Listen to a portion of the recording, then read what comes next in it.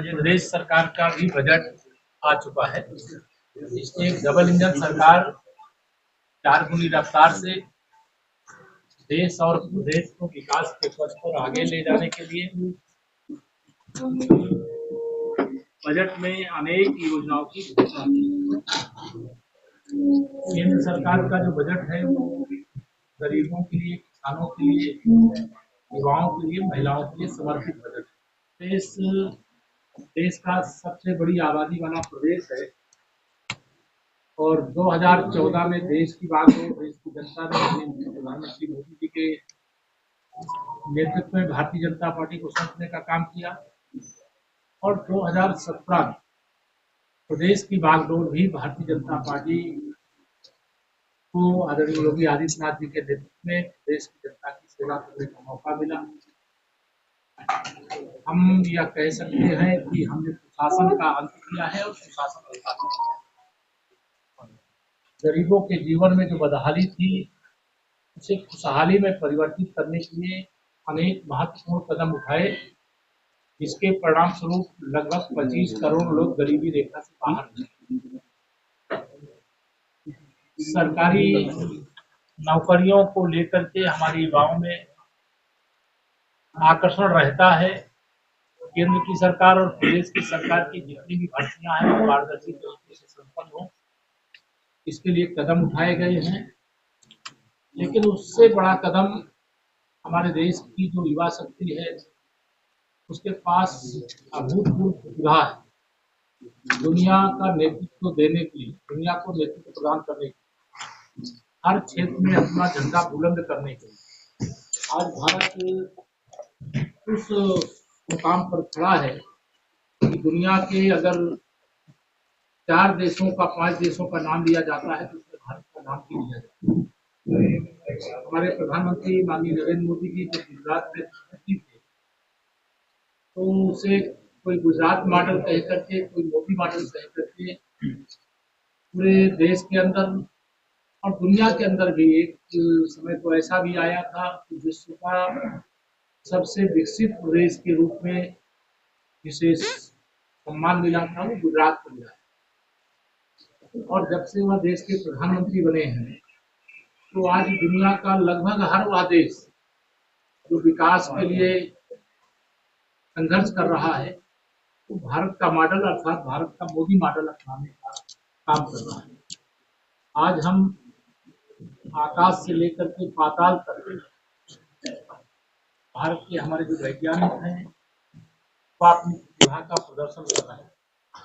आज मन की बात के माध्यम से हमारे प्रधानमंत्री जी ने कहा है अंतरिक्ष में भी हमारे वैज्ञानिकों ने अनेक यानों को स्थापित करके सेंचुरी लगाने का काम किया, सतत बनाने का काम। तकनीकी का समय है तो इसलिए डिजिटल क्रांति की दृष्टि से भी देश के लिए, प्रदेश के लिए महत्वपूर्ण कार्य किए जा रहे हैं। 2014 से पहले देश का रेल नेटवर्क हो, चाहे रोड नेटवर्क हो, चाहे हवाई नेटवर्क हो, अस्त व्यस्त पड़ा था। आज इसमें बड़े पैमाने पर सुधार हुआ है। मैं सहारनपुर में बैठा हूँ, यहाँ एयरपोर्ट भी लगभग बन करके तैयार है। जेवर एयरपोर्ट जो एशिया का सबसे बड़ा है वह भी बन करके तैयार है। अर्थात उत्तर प्रदेश हर दृष्टि से प्रगति कर रहा है। हम आज जब यहाँ बैठे हैं प्रयागराज महाकुंभ की चर्चा अगर नहीं करेंगे तो अधूरा रहेगा। 60 करोड़ से अधिक लोगों के प्रयागराज महाकुंभ में डुबकी लगाने का एक ऐतिहासिक नंबर जो आया है वह हमारी डबल इंजन सरकार की उपलब्धि। देश के लोगों का और प्रदेश के लोगों का विश्वास है कि अगर कहीं पर भी धार्मिक पर्यटन के केंद्र लगे और अगर वहाँ कोई आना चाहता है तो उसको अब डर नहीं लगता। और वह हमारे लिए उपलब्धि की बात है कि हम महाकुंभ की संख्या को अगर पीछे हटा दें तो भी हम 65 करोड़ महाकुंभ के पहले जो पर्यटक हैं उत्तर प्रदेश में आए थे, जो देश में सबसे बड़ा नंबर है। और अभी जब महाशिवरात्रि के दिन महाकुंभ होता होगी तो यह नंबर जोड़ करके देश की आबादी इतनी है, लगभग हम इतने नंबर तक पहुंचने के कामयाब होंगे कि इतने हमारे धार्मिक पर्यटक या अन्य प्रकार के पर्यटक यहाँ पर आए, इससे बड़े पैमाने पर रोजगार का सृजन। हमारी सरकार का एक ही लक्ष्य है कि हर हाथ को काम मिले, हर गरीब को जो जरूरत है उस जरूरत के अनुसार उसके लिए व्यवस्थाएं बजट के माध्यम से करें, और जिनके पास जो प्रतिभा है उस प्रतिभा के बाद वो कुंठित होकर के ना बैठे, उसको इस प्रकार के प्लेटफॉर्म दिए जाएं। आज मैं कहना चाहता हूँ केंद्रीय बजट और प्रदेशी बजट के माध्यम से कि आइए उद्यमी हमारे साथ आवे, युवा हमारे साथ आवे, हमारी मातृशक्ति आवे, और उनके लिए सरकार ने सारे दरवाजे खोल करके रखे। अगर कोई पहले का जो हमारे प्रदेश के अंदर जो पहले कोई उद्योग स्थापित करना चाहता लघु सूक्ष्म उद्योग, उसको 5 करोड़ रुपए तक की ऋण की व्यवस्था थी। केंद्रीय बजट में इस बार जो ऐलान हुआ है 10 करोड़। मध्यम वर्ग हमारी बहुत बड़ी ताकत है, चाहे वो सर्विस करने वाले लोग हों, चाहे छोटे कारोबारी हों। इस बार जो बजट आया उसमें 12 लाख रुपए तक आय करने छूट प्रदान करने का ऐलान हुआ है। स्वागत करता हूँ माननीय नरेंद्र मोदी जी के नेतृत्व में जो विकसित भारत बनाने का 2045 लक्ष्य है, उसकी ओर यह एक महत्वपूर्ण कदम है। आने वाला समय हर दृष्टि से भारत का होगा। अगर भारत आगे बढ़ेगा तो विश्व भी आगे बढ़ेगा। अगर भारत आगे बढ़ेगा तो हमारा उत्तर प्रदेश भी आगे बढ़ेगा।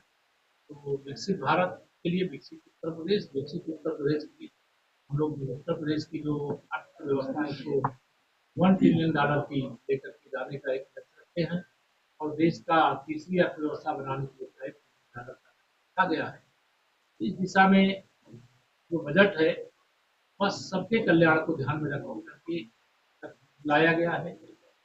अगर देश के बजट को देखें तो 140 करोड़ लोगों की जरूरतों को ध्यान में रखते हुए, और प्रदेश को देखें तो यहाँ की 25 करोड़ की जो आबादी है को ध्यान में रखते हुए बजट आया है। और यह बजट उत्तर प्रदेश और देश के विकास के लिए ऐतिहासिक होगा।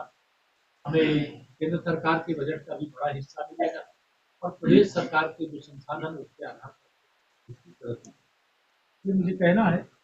और विषय तो बहुत सारे हैं, मैं और बातें मैंने कहा है अध्यक्ष जी को कि आप सबको एक प्रेस नोट उपलब्ध करा देंगे, क्योंकि उतना लंबा तो याद सर आपने बजट को लेकर भी यहाँ पर मोस्टली वार्ता दी है, लेकिन केंद्रीय बजट हो या यूपी सरकार का बजट हो, तो विपक्ष जो है वो हेडलाइन बजट या आंकड़ों का बजट है। विपक्ष को भाजपा का फोबिया हो गया है। माननीय नरेंद्र मोदी जी के प्रति देश का जो भरोसा लगातार बढ़ा है उससे विपक्ष घबराया है। तो लगता है कि अगर भारतीय जनता पार्टी की केंद्र सरकार का बजट और प्रदेश सरकारों का बजट का शानदार और जानदार जोरदार आएगा, इससे लोगों की जो आवश्यकताएं उसकी पूरी करेगी, तो इससे विपक्ष घबरा है। कांग्रेस भ्रष्टाचार की अम्मा है, और अगर भ्रष्टाचार करने वाली पार्टी के साथ जो भी पार्टी जुड़ी है, चाहे वो समाजवादी पार्टी हो, चाहे वह आम आदमी पार्टी अभी पीछे जुड़ी थी लोकसभा चुनाव में, या जो अन्य इंडिया गठबंधन के दल हैं, वह सब भ्रष्टाचार को बढ़ावा देते।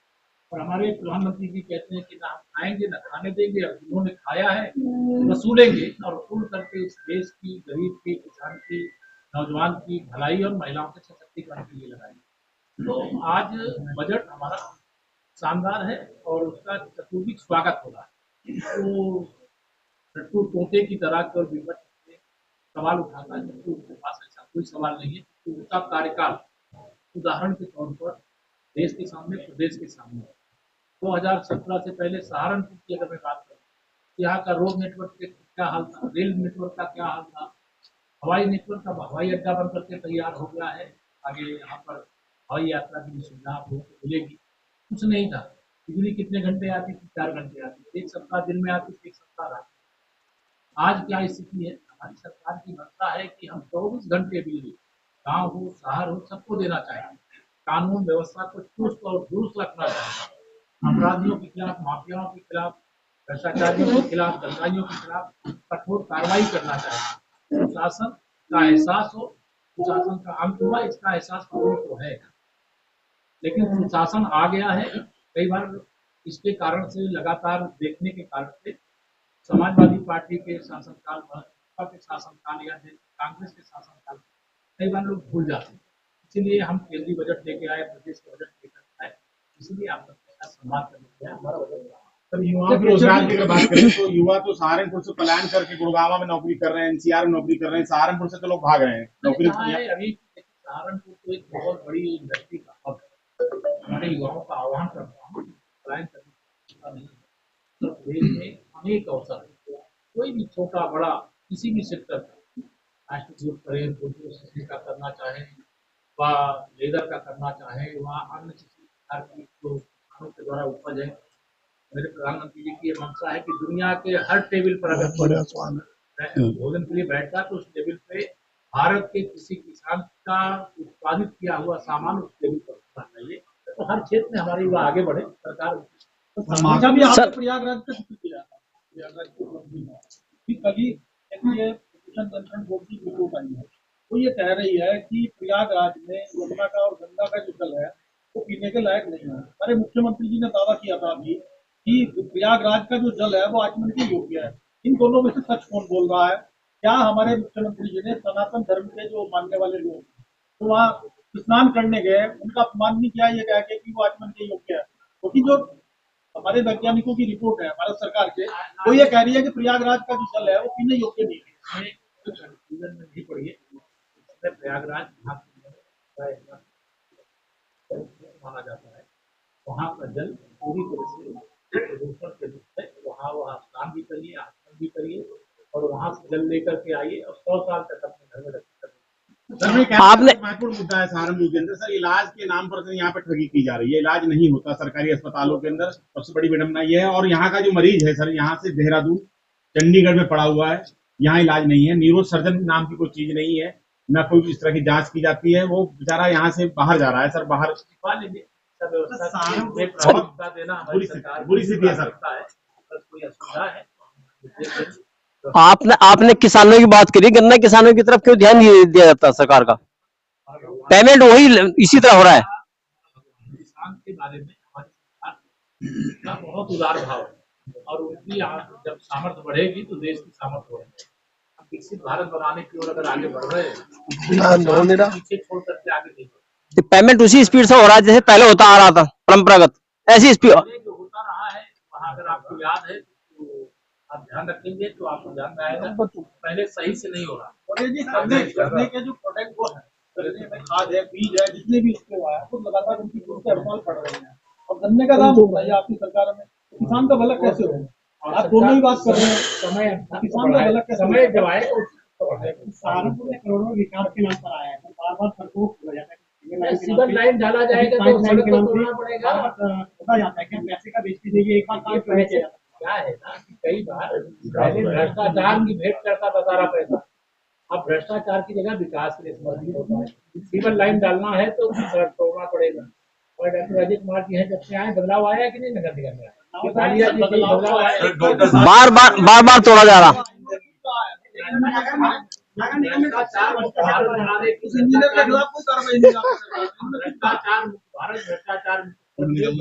सहारनपुर बनाने के लिए संकल्पित है और जो भ्रष्टाचारी है वो कान खोल करके सुन ले, अगर सही रास्ता नहीं पकड़ेंगे तो उनकी जिंदगी किसी सरकारी कुर्सी पर नहीं बल्कि किसी जेल में सर विकास सर एक छोटा अब एक कर हाँ यार तालीम की बात करें, अभी निर्माण होते हैं, स्टील लगाया जाता है, उसके बाद भी निर्माण फिर चालू रहे लगातार रहते हैं, ऐसा क्यों होता है? अगर कोई शिकायत है तो शिकायत करने का सवाल है तो सवाल का जवाब यह है कि अगर ऐसा होता तो गलत होगा।